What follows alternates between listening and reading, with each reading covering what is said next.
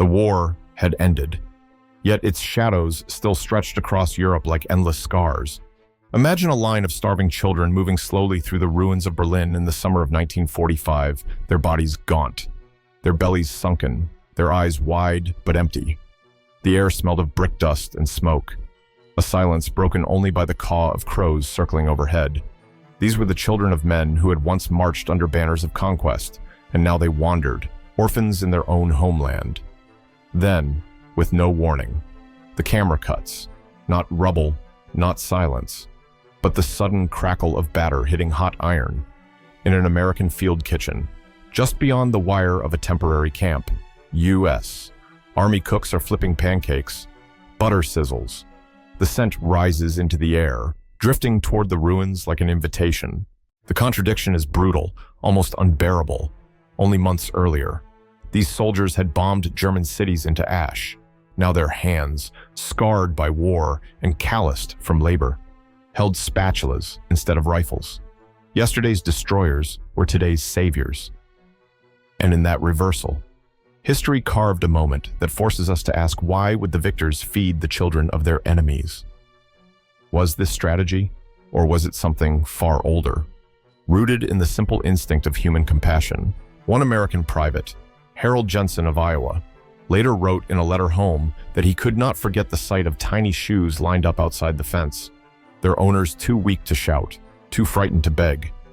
His words revealed not strategy, but guilt and sympathy mixed together in a single glance.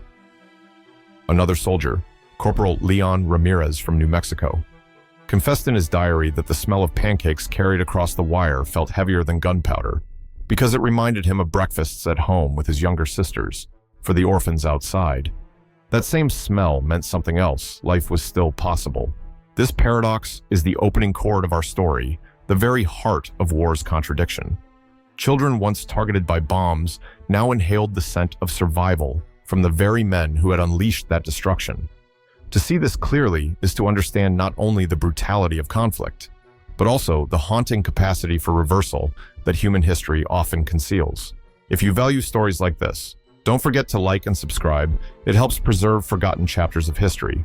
And before we go deeper, share with us in the comments where you are watching from and what time it is right now, because history, as you will see, is never just about the past. It always begins again in the present moment. The world of 1945 was not merely broken, it was collapsing under its own weight. Germany had surrendered in May, and what remained of its once mighty cities were hollow shells. Dresden was a graveyard of stone, Hamburg lay flattened, and Berlin itself had become a wasteland where bricks crunched underfoot like dry bones. In the middle of this devastation, thousands of children wandered aimlessly. Some had seen their fathers die on the Eastern Front. Others had watched mothers vanish beneath falling bombs. Many had no memory at all of what it meant to be cared for. Official reports from the Allied Control Council estimated that in the months following surrender, nearly 3.5 million German children faced acute malnutrition in Berlin alone. More than 50,000 orphans were registered in 1945. But the real number was higher, since many had no papers, no guardians, not even names. They were known only as wolf children, packs of the abandoned who stole crusts of bread from market stalls and scavenged potato peels from refuse piles.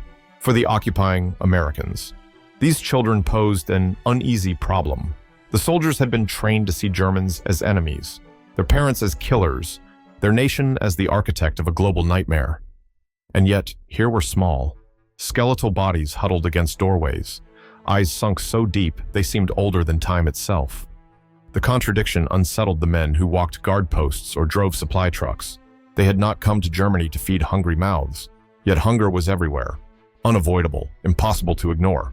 In one scene recorded by a Red Cross volunteer in Munich, a group of orphans gathered outside a bakery once reserved for Wehrmacht rations. They pressed their faces against the glass, watching as American soldiers unloaded sacks of flour. One child, perhaps 7 years old, whispered to another in a raspy voice, "They will not give it to us. We are the enemy." That small line of dialogue, overheard and later written down in a diary, captures the mood of a generation convinced they would be left to die. But not all soldiers turned away. Some slipped scraps through fences, Some left apples on windowsills. Still, the orphans remained cautious. They expected rejection more than relief. The silence between children and soldiers was heavy, filled with decades of hatred inherited from their fathers. The Americans themselves wrestled with suspicion: were these children spies, bait, or simply broken victims of a lost war? Every encounter carried tension, like the fragile balance of a scale not yet tipped toward mercy. That is the historical stage where the story of Pancakes begins. It was a Germany where children had stopped expecting kindness, and soldiers had not yet learned how to give it. The eyes of the hungry and the hands of the powerful met only in passing glances, waiting for some unseen force to break the deadlock. What would it take for that barrier of suspicion to shatter? The first time it happened, it was not planned. In a field camp near Nuremberg during late August 1945 US, Army cooks were preparing breakfast for a unit scheduled to march that afternoon. Flour from American supply lines, eggs taken from nearby farms, tins of syrup shipped across the Atlantic. It was a meal rich compared to what civilians outside the wire could even imagine. The cooks poured ladles of batter onto hot griddles, and the air filled with the hiss of frying pancakes. It was this scent that broke the silence. A group of children, no more than 10 or 12 years old, drifted cautiously toward the fence line. They were barefoot, their knees bruised, their hair matted with dust. The smell pulled them forward like a rope. A soldier named Sergeant William Bill Carter from Ohio recalled later in a letter, "I looked up and saw 5 pairs of eyes staring through the wire. They didn't speak. They didn't beg. They just looked, as if their hunger alone was language enough." The soldiers laughed awkwardly at first, pretending not to notice. Orders were clear: rations were meant for troops. Yet the cooks kept flipping pancakes, the sound echoing in the morning air, each turn of the spatula like a small drumbeat of temptation. The children did not move closer, but neither did they leave. They stood frozen, as if afraid that one wrong step would drive away the only hope they had smelled in weeks. Then came the gossip that ran through the camp. One private whispered that German civilians had been stealing potatoes from supply wagons. Another claimed that orphans were gathering near every U.S. post, drawn by the smell of American food. "They watch us eat like we are kings." One soldier muttered. The talk spread, mixed with guilt and suspicion. Could feeding them spark unrest, or would ignoring them be worse? It is easy, from the comfort of hindsight, to believe the decision was obvious. But in that moment, under military rules and in the rubble of a defeated enemy's land, nothing was simple. These men had fought their way across Europe, lost friends in the Ardennes, and seen German guns tear through American lines. The smell of pancakes was not just breakfast. It was memory colliding with responsibility. A cook named Clarence Brown later told a chaplain, "I thought of my own boy back home, same age as one of those kids at the fence.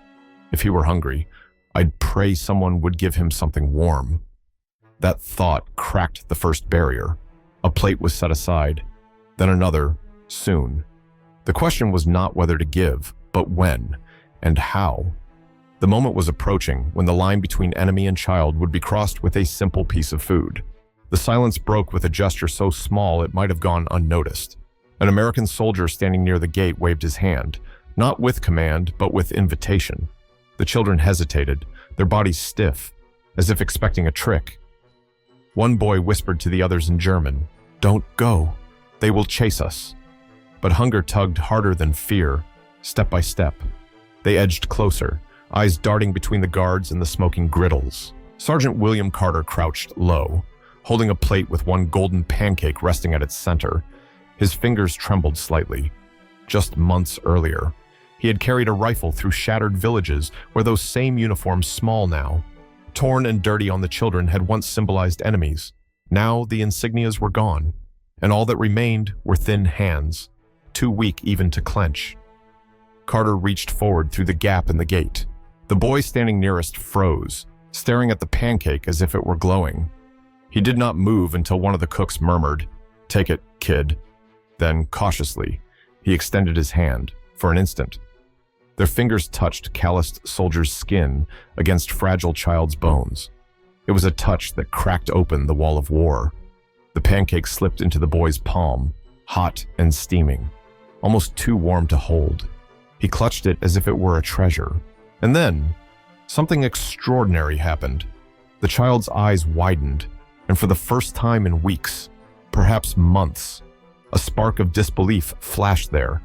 He turned, showing the pancake to the others as though presenting proof that kindness was still possible, within moments. The rest of the children pressed forward, timid but insistent. Soldiers who had once been trained to fire upon Germans now bent down, passing food through the wire. Pancakes crossed the divide one by one, each an unspoken message that hunger mattered more than hatred. In a diary later found in a camp barracks, Corporal Leon Ramirez scribbled, "Today, hatred broke. I saw it break, not in speeches or treaties, but in the look of a child holding breakfast." That was the paradox at its sharpest edge. No grand orders were given, no official change in policy, just hands offering food, and small hands receiving it.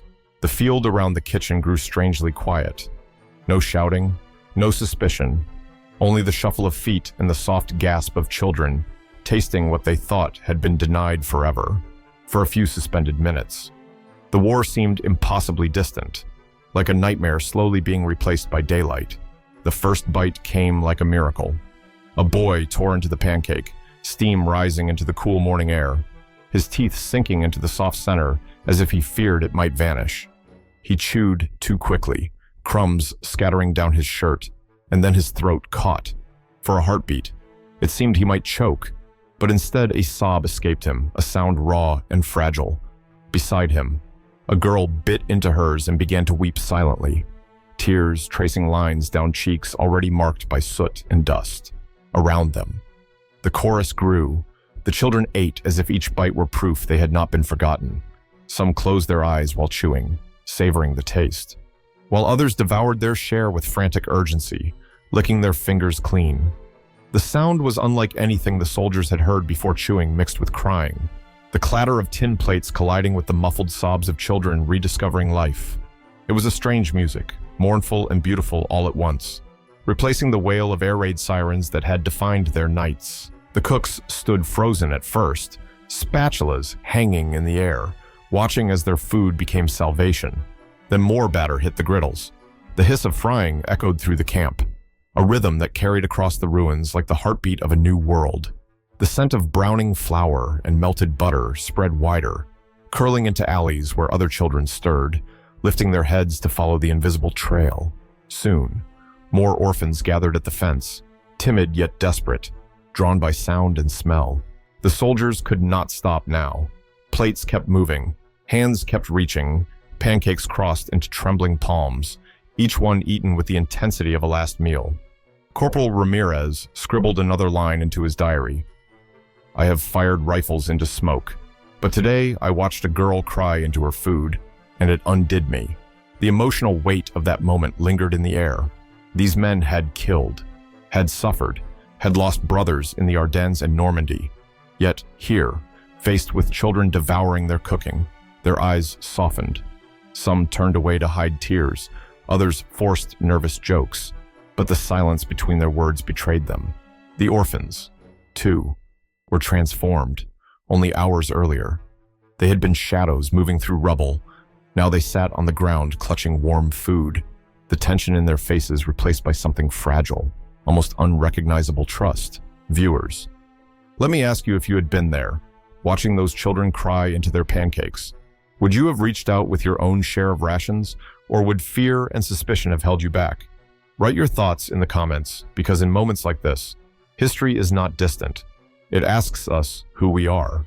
Even now, the fence became a place of witness. Soldiers leaned against posts, mess kits in their hands, watching as German orphans licked plates clean. Some tried to keep their expressions neutral, but a few could not. Sergeant Carter later admitted in a letter home, "It was harder than any battle to see them smile, with their faces still dirty with war." What he meant was not only the ache of pity, but the shock of seeing joy where he expected bitterness. Children, once ghost-like figures in the ruins, now laughed between mouthfuls. The sound was faint, brittle, but real, for soldiers who had lived through Ardennes blizzards and artillery barrages. It was the first time laughter had touched the air without being forced. Private Harold Jensen recalled seeing one boy tilt his head back after swallowing and whisper, "Danke," a word so small he almost missed it. That whisper, Jensen said, sounded louder than the bombs. And it was not only the children who changed. Across the wire, prisoners of war captured German soldiers stood silent, watching. Some clenched their fists, others shook their heads, but a few simply stared as if they could not comprehend what was happening. The same Americans who had marched them into captivity were now feeding their children. The contrast was too much to process, and silence became the only response. In the barracks, gossip spread. One guard claimed he overheard a German officer mutter, "They will turn our children into their allies with food." Another insisted the officer later fell quiet, unable to look away when a girl clutched her pancake as if holding a newborn. These fragments of rumor tell us something official reports never could, that compassion was as destabilizing as combat. The field kitchen itself turned into a stage where war's narratives cracked. Pancakes sizzling on griddles became symbols more powerful than propaganda. They told the prisoners that survival did not belong only to victors. They told the orphans that life still had a taste. And they told the soldiers themselves that humanity was not lost in the rubble. A U.S. Army chaplain recorded in his notes when the children ate. They did not only fill their stomachs, they filled the silence that war had left inside all of us. That silence was not easily broken. Yet with each plate passed through the gate, something shifted less visible than ruins, but more enduring. And you, watching now, if history left you standing at that fence, would you have believed the act of kindness, or would you have turned away, convinced that war leaves no room for mercy? Tell us in the comments what your heart says, because the question is not about 1945 alone. It is about every moment where compassion collides with power. Time moved forward, but the memory did not fade. For the children who tasted those pancakes in 1945, the moment became more than a meal. It was proof that their lives were still worth saving. Some of them, decades later, would recall the warmth of food against their hands, the way the smell carried across ruins, the sudden certainty that tomorrow might still exist. In interviews conducted years afterward, one woman described it as the day the world turned color again for the American soldiers. 2. The act lingered. Many returned home with medals, others with scars, but some carried quieter memories, the image of hollow faces lighting up, the strange sound of children's laughter in a place where they expected only bitterness.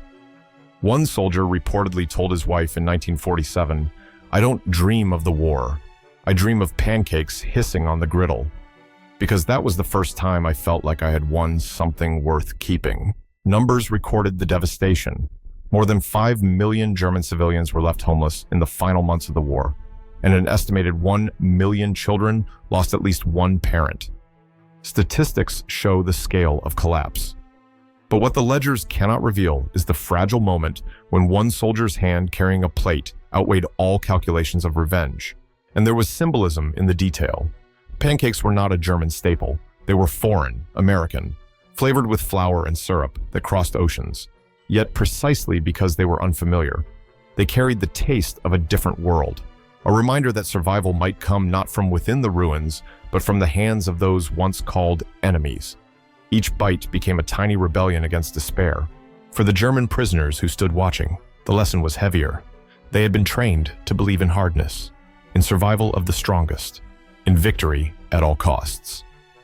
Yet here, their children were sustained not by ideology, but by the simplest act of kindness.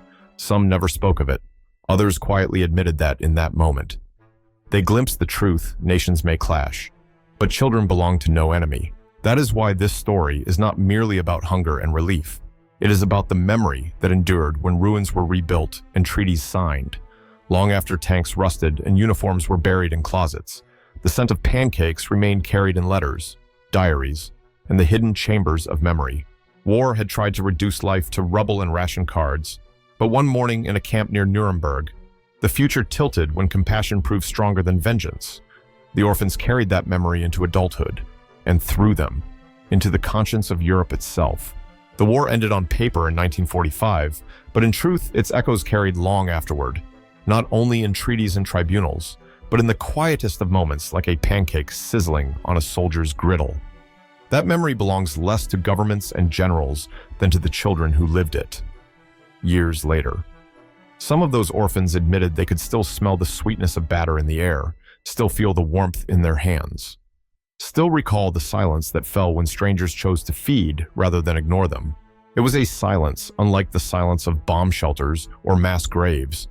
This was the silence of recognition, of realizing that life was still possible, even when the world had tried to erase it. Soldiers who had once believed their victory was measured in battlefields found themselves measuring it in something simpler, the light in a starving child's eyes. That was the true paradox of war. The same hands that had destroyed cities became the hands that restored humanity. Time has carried these stories into the shadows, buried beneath the weight of history's larger battles. But the truth remains, the future was not rebuilt only by architects and politicians. It was rebuilt in moments of kindness that could never be officially ordered, only freely given. Pancakes, of all things, became a bridge across the ruins. One American veteran later confessed that in old age, he still dreamed not of the thunder of artillery, but of the quiet hiss of batter cooking on hot iron. That sound, he said, was the only proof he had that something good could come from what he had endured. War destroys, but memory chooses what survives. And sometimes, what survives is not the echo of violence, but the taste of mercy,